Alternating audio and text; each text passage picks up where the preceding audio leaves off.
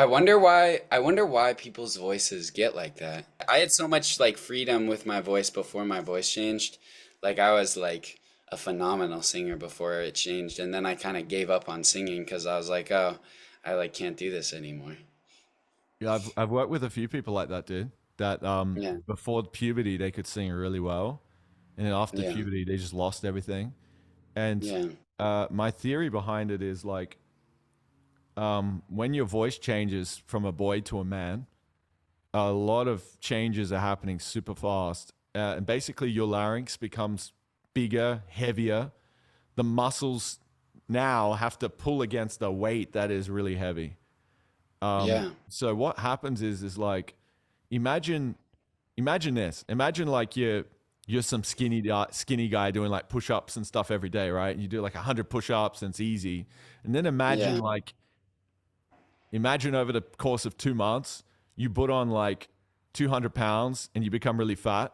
And now you can't do like any push-ups because like you're lifting so much weight now. You know what I mean? yeah, That's basically totally. what happens. It's like you could sing really well because uh, you grew up that way, and then when you went through puberty, now everything got thrown off because like now those muscles had to pull against a weight that was like 5 times heavier, and they didn't know how to do that. So then you lose access to those fine coordinated spots that you used to have, and then you get stuck back in this big heavy chest voice, and then you don't realize you're still trying to use it the way you used to use it, and it used to Yeah, feel light and easy, so you try to use your voice light and easy, and you're just like, ah, you're like, "Well, you never used to do that before, like what's going on, you know?" yeah, true. Yeah.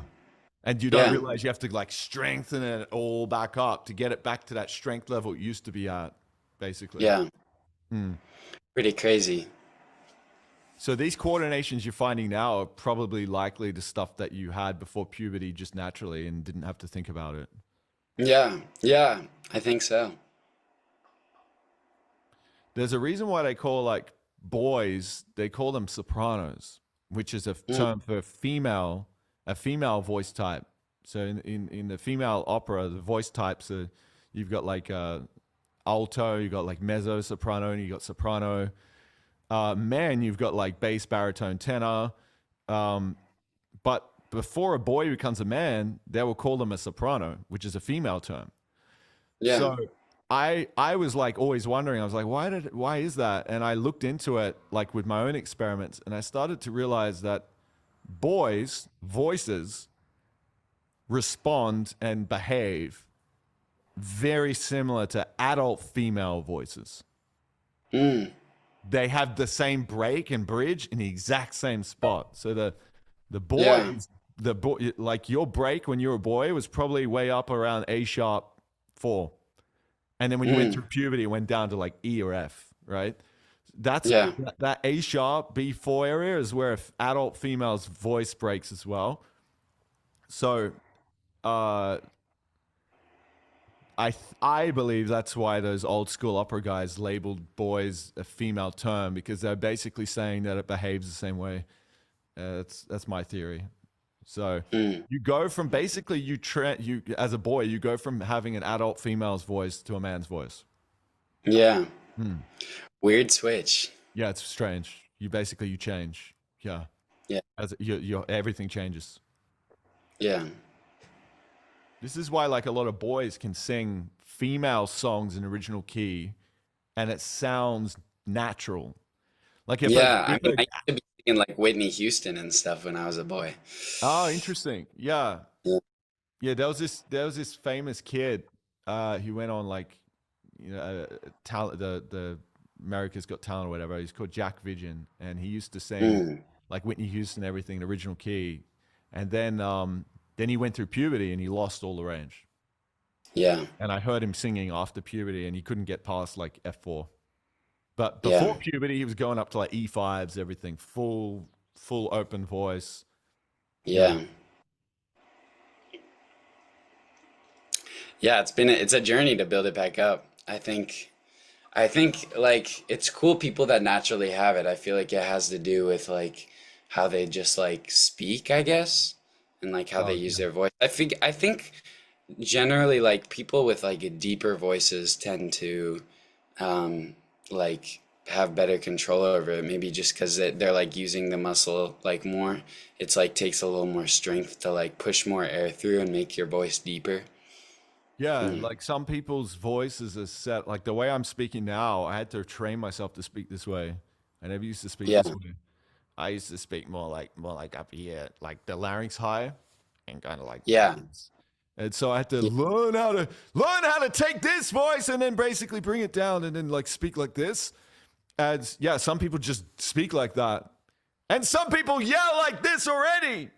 So they yeah, just naturally do it, yell that way and speak that way. So then when they go to learn the technique, they have a better chance of getting the larynx stable and everything than somebody who speaks like this all the time, which a lot of people do.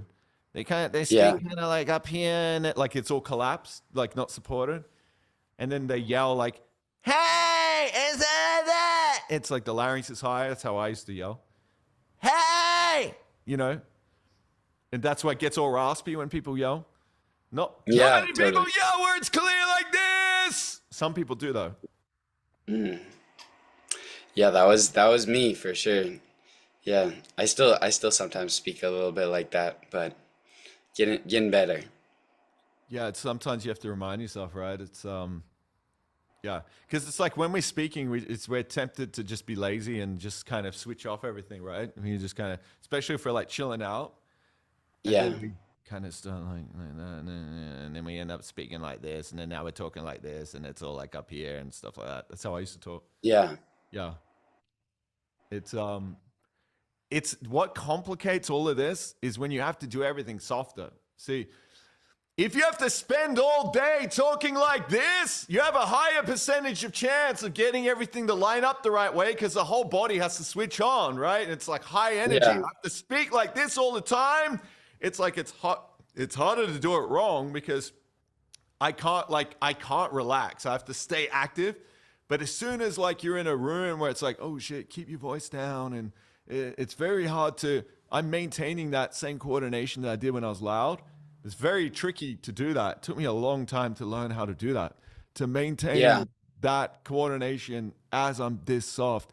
And most people, when they go from here and now they've got to go softly, like, oh, you're speaking too loud. It's like, oops, sorry. Okay, now I'm just speaking like this, and it's all collapsed. So if I try to take this sound loud, now I'm like here like that. It's all unstable. So a lot of yeah. people are in that kind of mode when they're speaking softly. Yeah, totally. Yeah, I think during puberty, I probably also got a lot more self-conscious. And I remember as a kid, people used to always be like, stop being so fucking loud. Like, I was so loud. Like, I'd Yeah, be in a restaurant just like yelling yeah. and stuff. And then I probably got a little more self-conscious and got a lot quieter. And that probably also contributed to the way that my voice changed.